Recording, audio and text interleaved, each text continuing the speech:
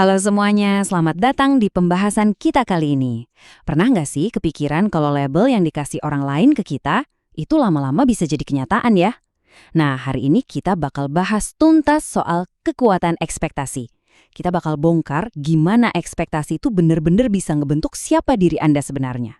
Coba deh inget-inget lagi, pernah nggak sih Anda dibilang lambat, kurang teliti, atau ceroboh sama bos, pasangan, atau bahkan orang tua sendiri? Awalnya Anda pasti nolak kan? Anda tahu Anda nggak seperti itu. Tapi karena diulang terus tiap hari, tiba-tiba suatu hari Anda numpahin kopi atau salah ketik dikit di laporan. Dan entah kenapa suara di kepala Anda langsung bilang, ya udahlah emang dasarnya saya ini cerobohan.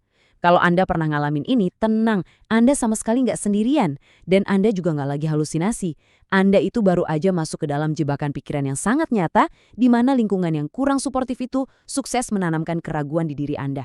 Perasaan bahwa Anda pelan-pelan berubah jadi sosok yang dilabelkan orang lain itu sebenarnya bukan kebetulan yang sial. Ini tuh udah dicatat banget dalam dunia psikologi. Namanya self-fulfilling prophecy atau ramalan yang terwujud dengan sendirinya. Intinya gini, waktu ada label palsu ditempelkan ke kita, itu otomatis memicu perilaku baru, yang ujung-ujungnya malah bikin label palsu tadi jadi kenyataan. Serem ya? Ini tuh ibarat ada naskah tak kasat mata yang ditulis orang lain buat kita, terus tanpa sadar, kita malah meraning karakter di naskah itu. Nah, kalau di literatur ilmiah, fenomena ini sering disebut sebagai efek Rosenthal atau Pygmalion Effect. Prinsip dasarnya simpel banget. Ekspektasi yang tinggi, baik dari orang lain maupun dari diri kita sendiri, itu secara langsung bakal ningkatin performa kita. Jadi manusia itu memang punya kecenderungan alami buat bertindak sesuai sama ekspektasi yang dibebankan ke mereka. Bayangin aja, kalau standar di depan kita dinaikkan, secara otomatis kita bakal berusaha mendaki buat nyampe ke sana kan? Ini bukan sekedar kata-kata motivasi loh.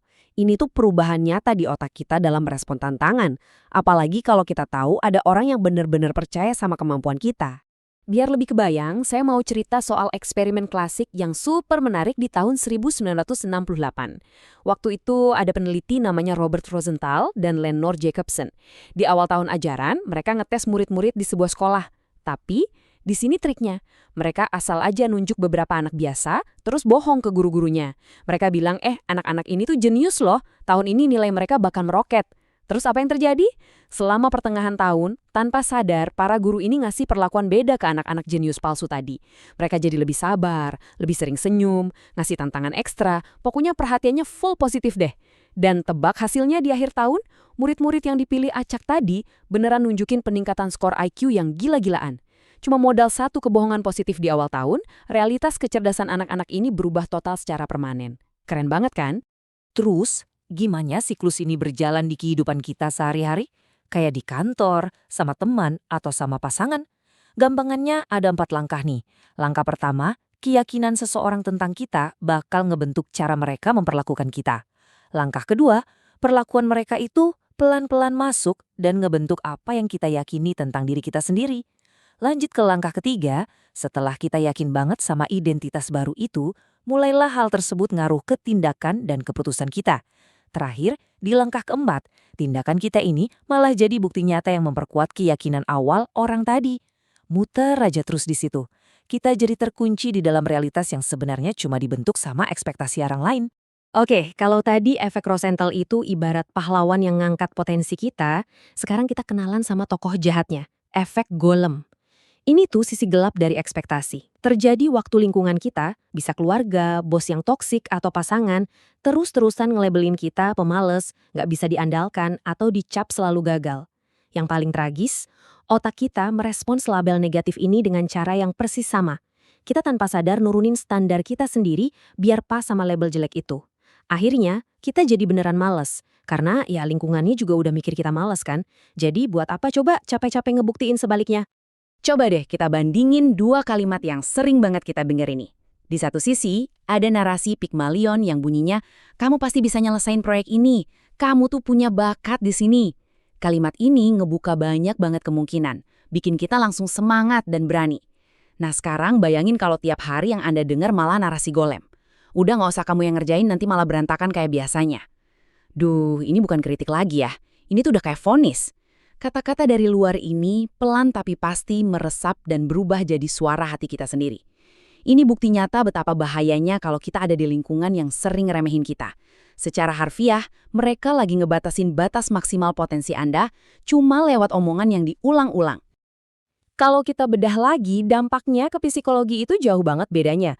Waktu kita dapat ekspektasi positif atau Pygmalion, kita otomatis jadi lebih pede. Kita berani ambil risiko karena kita ngerasa, oh ada yang percaya nih sama saya, dan kita nggak gampang nyerah kalau gagal. Tapi sebaliknya, pas kita terjebak di efek golem, kita malah mulai narik diri dari pergaulan. Bawaannya cemas terus, motivasi kerja hilang entah kemana, dan yang paling parah, kita jadi membenarkan kalau diri kita ini memang nggak kompeten. Singkatnya, kita malah ngebantu ngebuktiin prasangka buruk dari lingkungan yang toksik itu. Pastinya kita nggak bisa selamanya ngontrol apa yang orang lain omongin atau harapkan dari kita kan? Nah, disinilah ada satu konsep keren yang bisa jadi solusi. Namanya Universal Inner Harmony atau UIH. Konsep ini tuh ngajarin kita buat jujur. Ya, kadang lingkungan kita emang nggak ideal. Banyak dari kita yang mungkin masih bawa sisa-sisa trauma efek golem, entah dari masa kecil atau bos yang kurang suportif. Dan Anda nggak butuh melihat dokumen formal atau belajar teori rumit untuk memulainya. UIH cuma nawarin satu jalan keluar yang pasti. Putus rantai ekspektasi negatif dari luar itu, lalu bangun keyakinan dan harmoni batin yang jauh lebih kuat dari dalam diri kita sendiri. Kunci utamanya itu ada di apa yang kita sebut self-Pygmalion, atau nama ilmiahnya Galatea Effect. Ini tuh bener-bener level tertinggi dari kemandirian batin. Artinya, Anda yang pegang kendali penuh sekarang. Anda nggak perlu lagi nunggu guru, bos, atau pasangan buat datang dan bilang kalau Anda itu hebat. Andalah yang jadi figur otoritas buat diri sendiri. Anda secara sadar dan aktif nanamin ekspektasi positif itu ke pikiran Anda. Intinya, Anda lagi ngehack otak Anda sendiri supaya bekerja di potensi maksimalnya. Nggak peduli apapun label negatif yang dilempar orang luar ke Anda. Gimana cara mulainya? Gampang. Ubah cara Anda ngobrol sama diri sendiri. Kalau selama ini Anda cuma nunggu divalidasi sama orang lain, itu bahaya banget. Karena opini orang kan gampang berubah. Itu bikin posisi Anda sangat rentan. Harmoni batin yang sejati itu baru muncul waktu Anda punya dialog internal yang kuat.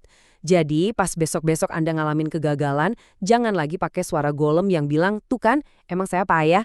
Langsung stop dan ganti sama kalimat ini.